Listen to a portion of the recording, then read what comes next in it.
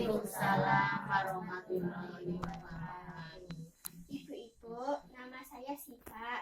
Saya kelas 4 SD Negeri Dauhan, Kecamatan Banyumas. Ibu-ibu, saya selaku dokter kecil akan mengkampanyekan tentang kesehatan lingkungan atau sanitasi. Ibu-ibu, kita harus selalu menerapkan hidup bersih ya. Dimanapun kita berada, di lingkungan rumah maupun masyarakat. Kebersihan itu dimulai dari diri sendiri, rumah, dan lingkungan sekitar, sehingga nantinya kita mengenal istilah STPM. Apa itu STPM, ibu-ibu? Ada yang tahu? Iya. STPM itu kepanjangan dari sanitasi total berbasis masyarakat. Sanitasi artinya perilaku pembudayaan hidup bersih. Ibu-ibu, ada 5 pilar yang harus dilakukan oleh kita, yaitu untuk mewujudkan STPM. Di antaranya yaitu 1. Stop buang air keras sembarangan atau BABS.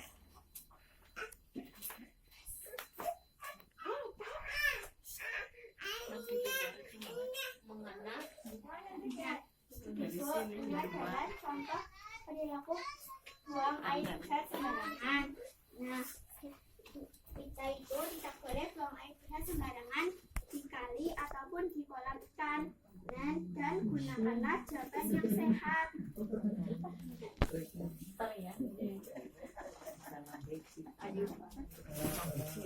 Nah, kita tidak boleh buang air besar di sungai, di kebun, di laut, maupun di kolam ikan. Nah, dampak BAB sembarangan dapat mencemari lingkungan dan perut kita akan sakit.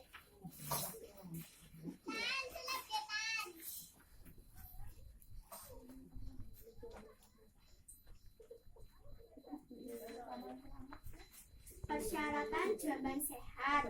Yang pertama, tidak mencemari sumber air atau badan air atau jarak tempat penampungan tinja terhadap sumber air di atas 10 meter. Yang kedua, tidak mencemari tanah permukaan.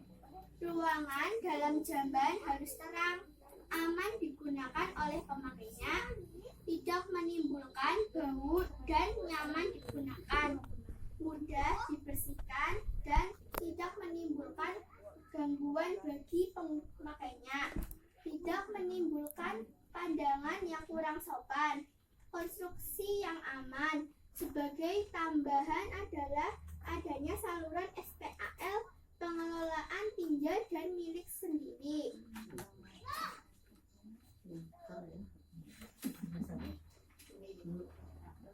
Manfaat jamban sehat. 1. Menjaga lingkungan bersih, sehat, dan tidak berbau. Yang kedua, tidak mencemari sumber air yang ada di sekitarnya. Ketiga, tidak mengundang lalat atau serangga yang dapat menjadi penularan penyakit diare, kolera, tipes, cacingan, penyakit kulit, dan keracunan.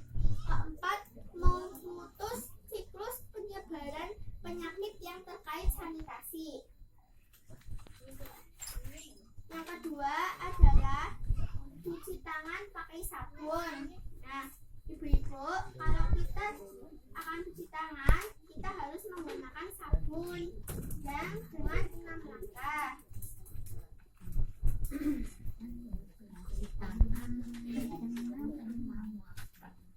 Kapan saja kita harus mencuci tangan?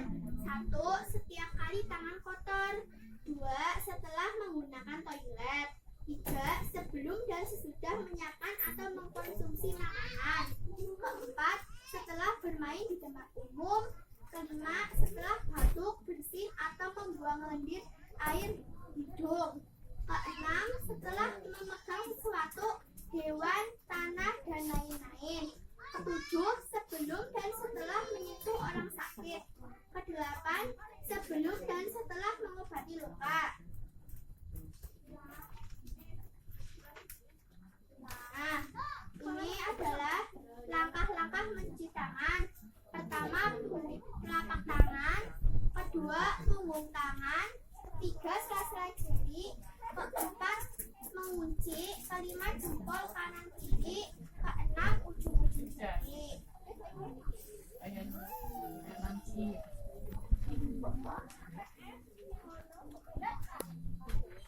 Manfaat cuci tangan pakai sabun. Pertama, menghilangkan lemak dan kotoran yang menempel di tangan. Kedua, menghilangkan kuman dan bakteri yang menempel atau bersarang di tangan.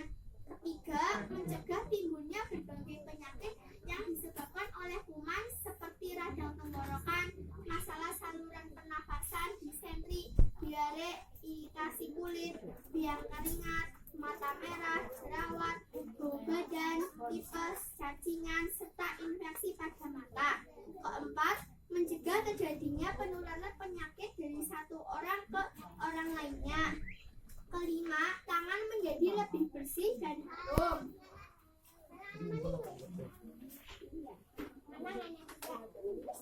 Ketiga adalah pengelolaan air minum dan makanan rumah tangga. Mencuci tangan dengan sabun sebelum mengambil dan memasak air serta memastikan wadah atau tempat air untuk memasak dan menyimpan air bersih. Air minum yang berasal dari dam, depot air minum, harus dam yang berizin dan lolos uji kelayakan sesuai standar baku mutu. Air minum yang berasal dari air keran atau air sumur harus dimasak dengan matang.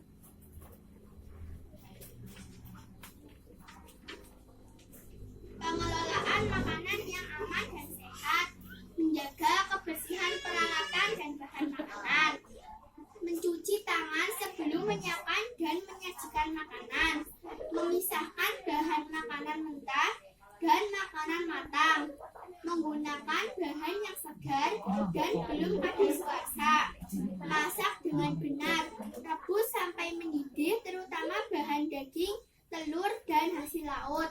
Jangan menyimpan makanan dalam suhu kamar 15 sampai 25 derajat Celcius terlalu lama.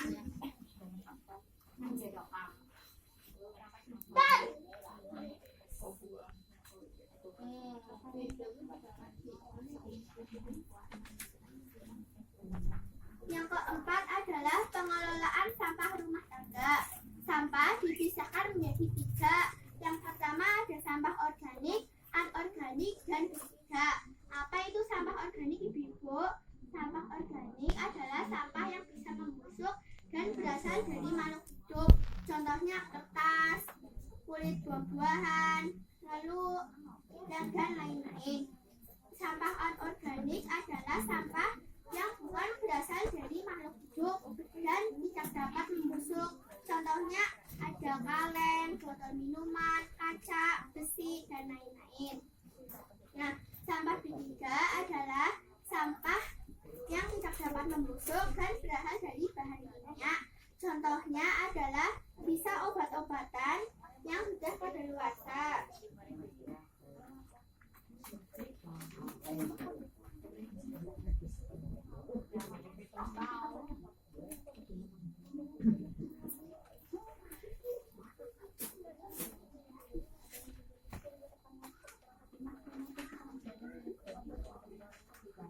Sampah bisa menjadi ancaman, yaitu kesehatan atau penyakit, mengganggu estetika atau pemandangan, mengurangi kenyamanan, dan banjir. Peluang bisnis atau usaha, lapangan pekerjaan, sumber energi, daur ulang atau composting. Yang kelima adalah pengelolaan limbah cair rumah tangga. Pembuatan sepiteng yang besar dapat menampung limbah cair rumah tangga yang berasal dari kamar mandi, kloset, dan wastafel.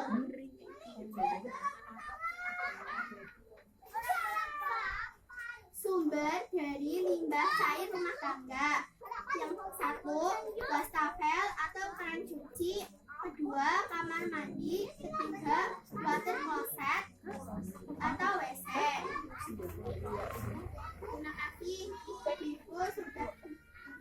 Terima kasih Ibu. Bila ada tutur kata saya yang kurang berkenan, mohon dimaafkan sepenuhnya. Wabillahi taufiq wal hidayah. Wassalamualaikum